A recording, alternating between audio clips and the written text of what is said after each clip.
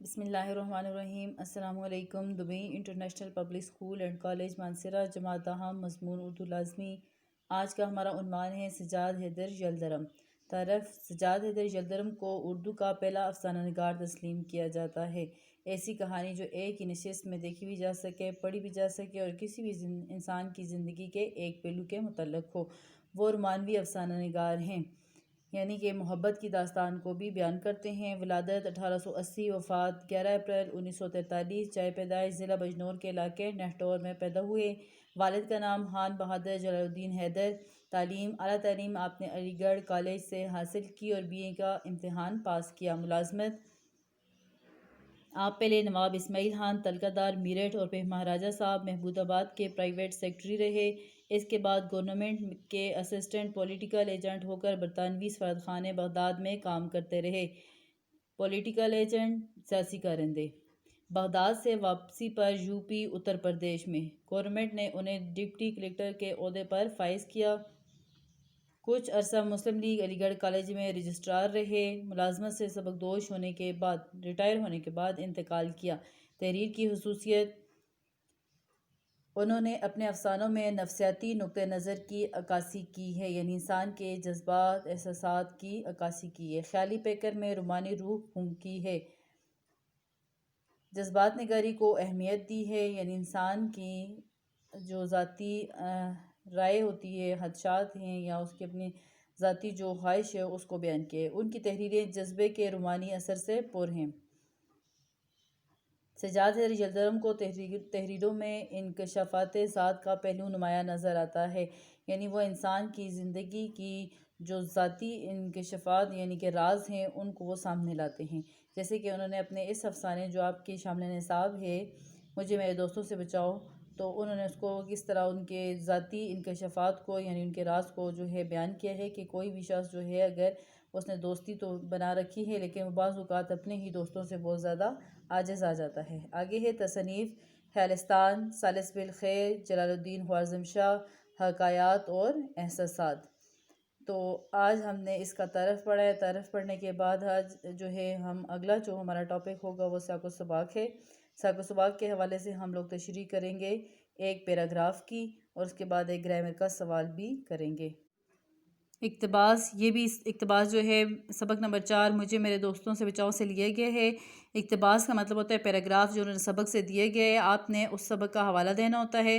سیاق و سباق یعنی سیاق و سباق کا مطلب ہوتا ہے سبق سے جو پیراگراف لیا گیا ہے جو آپ کو دیا ہے اس سے پہلے کے حالات اور پورے سبق کے حالات کو آپ نے بیان کرنا ہوتا ہے۔ اگر پہلا پیراگراف ہے سبق کے بالکل شروع سے لیا گیا ہے تو پھر پورے سبق کے حوالے سے آپ نے 6 سے 7 لائنیں لکھنی ہوتی ہیں، اور اگر آپ کو درمیان سے کہیں سے اگر پیراگراف یا اقتباس دیا گیا ہے تو پھر آپ نے اس سے پہلے والا پیراگراف کو لکھنا ہوگا۔ اگر آپ کو نہیں یاد اس طرح سے تو پھر آپ نے پورے سبق کا ہی حوالہ دے دینا ہے۔ اقتباس کی تعریف کچھ اس طرح ہے کہ اقتباس بولتے ہیں پیراگراف کو وہ حصہ جو سبق سے لیے گیا کچھ چند جو ہیں لائنیں یا سطریں ہوتی ہیں۔ تو یہاں پر اقتباس یہ ہے: چاہے مجھ پر نفرین کی جائے یعنی نفرت کی جائے مجھ سے، مگر یہ کہے بغیر نہیں رہ سکتا کہ آج تک میرے سامنے کوئی یہ ثابت نہ کر سکا کہ احباب یعنی دوستوں کا ایک جمع غفیر رکھنے کے باوجود ایک بڑا ہجوم اور شناسائی کے دائرے کو وسیع کرنے سے کیا فائدہ ہے۔ شناسائی آشنائی کے، واقفیت کے۔ میں تو یہاں تک کہتا ہوں کہ اگر دنیا میں کچھ کرنا ہے تو باتوں ہی میں عمر نہیں گزارنی، تو بعض نہایت عزیز دوستوں کو چھوڑنا پڑے گا، چاہے اس سے میرے دل پر کتنا ہی صدمہ ہو۔ تو اس کو لکھنے کا یہ تو سوال تھا، اس کا جواب لکھنے کا طریقہ یہ ہے کہ سب سے پہلے آپ نے کیا کرنا ہے، حوالہ متن کی ہیڈنگ دینی ہے۔ سبق مجھے میرے دوستوں سے بچاؤ، مصنف ہیں سجاد حیدر یلدرم، صنف ادب افسانہ ہے، ماخوذ از یعنی جس کتاب سے لیا گیا ہے وہ خیالستان ہے۔ آگے اس کی ہے سیاق و سباق۔ سیاق و سباق کچھ اس طرح ہے کہ اس سبق میں مصنف نے ایک فقیر کو آواز لگاتے ہوئے سنا کہ وہ اس وطن میں اجنبی ہے اور اس کا کوئی دوست نہیں ہے، تو مصنف سوچ میں پڑ گیا اور فقیر کو اس لحاظ سے اپنے سے بہتر پایا کہ اس کا کوئی دوست نہیں ہے، کیونکہ مصنف نے بعض دوستوں سے نہایت نالاں ہیں۔ نالاں مطلب ہوتا ہے ناراض ہیں، خفا ہیں، خصوصاً 2 دوستوں احمد مرزا اور محمد تحسین سے، جس میں پہلا دوست اسے کام کرنا نہیں دیتا یا ان کے کام میں خلل ڈالتا ہے اور دوسرا اسے آرام نہیں کرنے دیتا۔ اس ہلکے پھلکے انشائیہ میں مصنف لطیف انداز میں کہتے ہیں، یعنی کہ لطیف انداز سے مراد یہ ہلکے پھلکے انداز میں یا مزاح کے انداز میں کہتے ہیں کہ اگر انسان کو زندگی میں کوئی کام کرنا ہے تو اسے دوستوں کی تعداد میں اضافہ نہیں کرنا چاہیے اور ایسے دوستوں سے کنارہ کرنا چاہیے جو اسے کام اور آرام دونوں سے روکتے ہوں۔ دوست غم خواری میں میری صحیح فرمائیں گے کیا، زخم کے بڑھنے تلک ناہن نہ بڑھ آئیں گے کیا، یہ غالب کا شعر ہے جو کہ ایک دوست کی صحیح سے وضاحت کرتے ہیں اس کے رویے کی۔ تو یہاں پر آگے تشریح جو ہے، تشریح آپ کے پاس کم از کم 1 سے 1.5 پیج کی ہونی چاہیے اور جو سیاق و سباق ہے وہ 6 سے 7 لائنوں کو ہو۔ سیاق و سباق لکھنے کا طریقہ میں نے آپ کو بتا دیا ہے، یعنی پچھلا پیراگراف کا تھوڑا سا ذکر کرنا ہے اور جو ہے آئندہ جو سبق کے حالات ہیں اس میں سے تھوڑے سے وہ ذکر کرنے ہیں۔ لیکن اگر آپ کو پچھلا پیراگراف نہیں یاد تو آپ نے پورے سبق کا حوالہ دے دینا ہے مختصراً، جیسے کہ ہم مرکزی حال میں دیتے ہیں۔ تشریح اس طرح ہے کچھ زیر نظر اقتباس سبق کے اس حصے سے لیا گیا ہے جہاں مصنف اپنے دوستوں کا ذکر کرتا ہے جن میں ایک کی وجہ سے وہ کام نہیں کر پاتا اور دوسرے کی وجہ سے وہ آرام نہیں کر پاتا۔ مصنف اس اقتباس میں کہتا ہے کہ کوئی مجھ پر لعنت بھیجے مگر میں پھر بھی یہ بات کروں گا کہ آج تک مجھے یہ بات کوئی ثبوت کے ساتھ نہ بتا سکا کہ بہت عزیز اور کثیر تعداد میں دوست جمع کرنے سے جو ہے اور زیادہ جان پہچان پھیلانے سے کسی کو کیا فائدہ پہنچ سکتا ہے، کثیر یعنی زیادہ تعداد میں، کیونکہ ان دوستوں میں سے ایسے بھی ہوتے ہیں جو انسان کو نہ تو کام کرنے دیتے ہیں اور نہ ہی آرام، اور بے وقت و بے محل آ کر انسان کے تمام معاملات میں خلل کا باعث بنتے ہیں، معاملات میں یعنی کہ جو روٹین کے کام ہیں ان میں جو ہے رکاوٹ ڈالتے ہیں۔ اس لیے مضمون نگار کا کہنا ہے کہ اگر کسی کو اس دنیا میں اگر کوئی کارہائے نمایاں سر انجام دینے ہیں، یعنی کوئی اگر ضروری کام، اہم کام جو ہیں وہ اگر کرنے ہیں تو محض بیکار یعنی فضول باتوں اور گپ شپ میں عمر نہیں گزارنی، تو بعض انتہائی قریبی دوستوں سے تعلق ختم کرنا ضروری ہے، چاہے اس سے انسان کے دل کو رنج یعنی دکھ یا تکلیف، اور تکلیف ہی کیوں نہ پہنچے، مطلب یہ کہ کچھ دوست بہت محبت کرنے والے اور مخلص ہوتے ہیں لیکن انہیں اس بات کا احساس نہیں ہوتا کہ کسی قریبی دوست کے ساتھ بیٹھ کر اس کا وقت ضائع کرنے سے انہیں فائدہ پہنچانے کے بجائے وہ نقصان پہنچا رہے ہیں۔ یہاں پر شعر کے ذریعے میں وضاحت کرتی ہوں کہ دشمنوں کے وار سہ لینا تو کچھ مشکل نہ تھا، دوستوں نے دوستوں کو دار پر لٹکا دیا، یعنی کہ مشکل میں پھنسا دیا، یعنی ان کے اوپر جو ہے زندگی جو ہے تنگ کر دی یا اس کو مشکلات کا سامنا اس کے دوستوں کی وجہ سے ہو رہا ہے۔ مجھ کو یہی شکوہ ہے اپنے احباب سے فقط، مجھ پر احسان نہ کرتے تو ان کا احسان ہوتا۔ یہ تھا اس سبق کا جو ہے اقتباس کی جو سیاق و سباق کے حوالے سے تشریح۔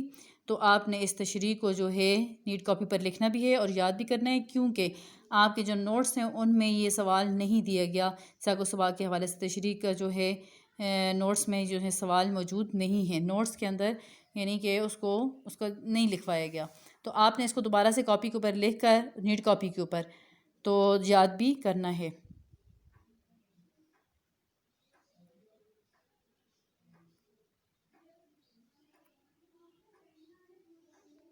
بسم اللہ الرحمن الرحیم۔ السلام علیکم۔ Dubai international public school and college Mansehra, جماعت دہم، مضمون اردو لازمی۔ آج کا ہمارا عنوان ہے تشبیہ۔ تشبیہ جو ہے علم بیان کی ایک قسم ہے، علم بیان کی 4 اقسام ہیں۔ نمبر 1 تشبیہ، نمبر 2 استعارہ، نمبر 3 جو ہے مجاز مرسل اور نمبر 4 جو ہے کنایہ ہے۔ تو یہاں پر جو سبق نمبر 4 ہے، مجھے میرے دوستوں سے بچاؤ، اس سے لیا گیا سوال ہے۔ سوال یہ ہے درج ذیل عبارت کو غور سے پڑھیں اور بتائیں کہ ان میں کون کون سی تشبیہات استعمال ہوئی ہیں۔ عبارت یہ کہتے ہوئے مرزا اوپر آتے ہیں اور دروازے کو اس زور سے کھولتے ہیں گویا گولا آ کر لگا۔ آج تک انہوں نے دروازہ کھٹکھٹایا نہیں، آندھی کی طرح کمرے میں داخل ہوتے ہیں۔ میری ان سے دوستی بہت پرانی ہے، وہ مجھ سے بھائیوں کی طرح محبت کرتے ہیں، تاہم میں انہیں چھوڑ دوں گا۔ تو یہاں پر انہوں نے یہ بتایا ہے کہ عبارت کو غور سے پڑھنے اور اس میں تشبیہات کے الفاظ الگ کرنے ہیں۔ تو تشبیہات کے الفاظ یہ ہیں، نمبر 1 گولا آ کر لگنا، نمبر 2 آندھی کی طرح آنا، نمبر 3 بھائیوں کی طرح محبت۔ گولا آ کر لگنا یعنی دروازہ زور سے کھولنا، آندھی کی طرح آنا جلدی اور تیز رفتاری سے داخل ہونا، بھائیوں کی طرح محبت گہری دوستی، بھائیوں جیسی دوستی یا بھائیوں جیسی محبت۔ یہ تھے تشبیہات کے جو ہیں الفاظ۔ تو آپ کے پاس سوال یہ ہے کہ آپ مدرجہ بالا مثالوں کو پڑھ کر ان کے علاوہ تشبیہ کی 5 مثالیں دیں۔ مدرجہ بالا کا مطلب ہوتا ہے اوپر دی گئی، اور اگر لفظ آ جائے مدرجہ ذیل تو ذیل کا مطلب ہو چاہے نیچے دی گئی جو الفاظ ہیں، عبارت ہے یا جملے ہیں ان کو پڑھیں، تو مدرجہ بالا کا مطلب ہے اوپر دیے گئے جملے۔ مہران لومڑی کی طرح چلاک ہے، چشمے کا پانی برف کی طرح ٹھنڈا ہے۔ نمبر 3 پیرس کی سڑکیں آئینے کی طرح صاف ہیں۔ نمبر 4 بچے پھول کی مانند نازک ہوتے ہیں۔ نمبر 5 مثال ہے، جہاں میں اہل ایمان صورت خورشید جیتے ہیں، ادھر ڈوبے ادھر نکلے، ادھر ڈوبے ادھر نکلے۔ تو یہاں پر مہران کو لومڑی سے تشبیہ دی ہے، یعنی کہ دونوں میں مشترک خصوصیت چلاکی ہے۔ چشمے کا پانی برف کی طرح ٹھنڈا ہے، پانی کو برف کے ساتھ تشبیہ دی ہے۔ پانی جو ہے وہ ٹھنڈا اس قدر ہے جس طرح کہ برف ہوتی ہے، تو یعنی کہ پانی اور برف کی ٹھنڈک جو ہے وہ متشابہ الفاظ استعمال ہوئے ہیں، یعنی دونوں میں مشترک چیز جو ہے وہ ٹھنڈک ہے۔ پیرس کی سڑکیں آئینے کی طرح صاف ہیں۔ آئینے کی طرح سے صاف سے مراد یہ ہے کہ بالکل صاف شفاف ہیں، تو یہاں پر سڑکوں کو جو ہے آئینے سے تشبیہ دی ہے اور صاف ہونا جو ہے ان میں مشترک خصوصیت ہے۔ بچے پھول کی مانند نازک ہوتے ہیں، تو بچوں کو پھولوں کے ساتھ یعنی ان کی نازکی کو، بچے بھی نازک ہوتے ہیں اور پھول بھی، اور مشترک چیز کیا ہے؟ نازک ہونا۔ یہاں پر ہے، جہاں میں اہل ایمان صورت خورشید جیتے ہیں، ادھر ڈوبے ادھر نکلے، ادھر ڈوبے ادھر نکلے۔ یہاں پر اہل ایمان جو ہیں، مجاہدین جو ہیں، انہیں تشبیہ دی گئی ہے سورج کے ساتھ۔ خورشید کا مطلب ہوتا ہے سورج۔ اگر اہل ایمان کو کہیں پر شکست ہو بھی جائے تو دوسری جگہ جو ہیں وہ فتح یاب ہو جاتے ہیں، ادھر ڈوبے ادھر نکلے، یعنی جو سورج کا غروب ہونا ہے وہ اس کے جو ہے زوال کا سبب ہی نہیں ہے، بلکہ وہ دوبارہ سے نئے سرے سے روشن ہو جاتا ہے۔ اسی طرح جو ہے اگر اہل ایمان کو کہیں پر شکست ہوتی ہے تو پھر وہ دوبارہ سے کیا ہوتے ہیں؟ فتح یاب بھی ہو جاتے ہیں۔ علم بیان کی اقسام جو ہیں آپ نے پہلے تو پڑھی ہوئی ہیں، لیکن میں دوبارہ سے آپ کو تشبیہ کی تعریف، حرف تشبیہ اور مثالیں وغیرہ بتا دیتی ہوں کہ تشبیہ کی تعریف کیا ہے۔ کسی بھی چیز کو اس کی خاص خوبی یا حامی کی وجہ سے کسی دوسری چیز کی مانند قرار دینا تشبیہ کہلاتا ہے۔ تو اس میں حرف تشبیہ کی طرح، مانند، جیسا ویسا، کاسا، برنگ، صورت، کیسی، ہو بہو، یہ الفاظ جو ہیں حرف تشبیہ ہیں۔ اب آگے حرف جو تشبیہات ہیں ان کی مثالیں یہ ہیں، پتھر کی مانند سخت، یعنی کسی کی بھی چیز کی، انسان کی لہجے کی سختی کو یا کسی بھی چیز کی سختی کو پتھر کے ساتھ تشبیہ دینا۔ بال کی طرح باریک، شہد جیسا میٹھا، سورج کی طرح روشن، برق کی طرح تیز رفتار۔ برق بولتے ہیں بجلی کو۔ یہاں پر انہوں نے یہ مثالیں دی ہوئی ہیں، یعنی کہ آپ کو بتایا گیا ہے کہ تشبیہ کیا ہے، حرف تشبیہ کیا ہے اور ان کی مثالیں کیا ہیں۔ تو آگے ہم پڑھیں گے ارکان تشبیہ۔ ارکان اس کے ہیں مشبہ، مشبہ بہ، وجہ تشبیہ، حرف تشبیہ، غرض تشبیہ۔ تو مثال اس کی کچھ یوں ہیں کہ مجاہد نے شیر کی طرح حملہ کیا، تو جس شخص یا چیز کو تشبیہ دی جائے وہ مشبہ، جس چیز کے ساتھ تشبیہ دی جائے وہ مشبہ بہ، اور جو اس میں حروف استعمال ہوتے ہیں جیسے طرح، مانند، جیسا، ہو بہو، وہ حرف تشبیہ کہلاتے ہیں۔ اور جو وجہ تشبیہ ہے یعنی دونوں کے درمیان مشترک خصوصیت، یعنی جیسے مجاہد بہادر ہے اور شیر بھی ایک جو ہے بہادر جانور تصور کیا جاتا ہے جنگل کا، تو دونوں کے درمیان مشترک چیز جو ہے بہادری ہے، اس کی وجہ ہے وہ وجہ تشبیہ بہادری بتائی گئی ہے، یعنی مجاہد کی بھی اور شیر کی بھی۔ اور غرض تشبیہ جو ہے، غرض یعنی جس مقصد کے لیے تشبیہ دی جاتی ہے، یعنی کہ اس کی بہادری کی وضاحت کے لیے شیر کا لفظ استعمال کیا جاتا ہے۔ تو اب یہاں پر ہے مجاہد مشبہ، نے حرف ہے، یعنی حرف وہ جو ہے چیز ہے یا وہ حرف وہ مثال ہے کہ جس کے بغیر جو ہے جملہ مکمل نہیں ہوتا، یہ خود اپنے معنی تو نہیں دیتا لیکن اس کے بغیر جو ہے جملہ مکمل نہیں ہوتا۔ اور شعر جو ہے مشبہ بہ ہے، یعنی اس کے ساتھ تشبیہ دی گئی ہے، کی طرح حرف تشبیہ ہے، حملہ جو ہے اس میں حرف ہے، اور یہ لفظ ہے، لفظ جو ہے پورا بمعنی لفظ ہوتا ہے۔ حرف جو ہے اس کے کوئی معنی نہیں ہوتے لیکن کے بغیر جملہ مکمل نہیں ہوتا، لفظ جو ہے بمعنی ہوتا ہے۔ اب کیا جو ہے اس میں فعل متعدی ہے، اگر فعل ناقص آئے تو وہ ہے، ہیں، ہوں، تھا، تھی، تھے وغیرہ ہوتا ہے۔ تو یہاں پر یہ کیا ہے؟ فعل متعدی۔ جملے کے پہلے حصوں کو مسند علیہ، یعنی جس میں کسی بھی شخص کے متعلق بات کی جا رہی ہو، چیز کے متعلق بات کی جو مسند علیہ، اور جو کچھ کہا جا رہا ہو وہ مسند ہے۔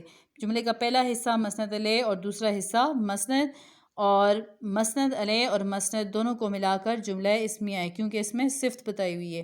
اگر کوئی کسی کام کا کرنا، ہونا یا سہنا پایا جائے تو وہ جملہ فعلیہ کہلاتا ہے۔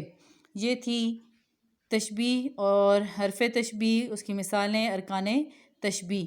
تو آگے اس کی جو ہے آپ کو بتا دیا گیا ہے کہ مثال کے ذریعے کس طرح جو ہے اس کی ترکیب ناف کرنی ہے۔ تو ترکیب ناف کا طریقہ بھی یہ ہے، آپ نے ایسا کرنا ہے۔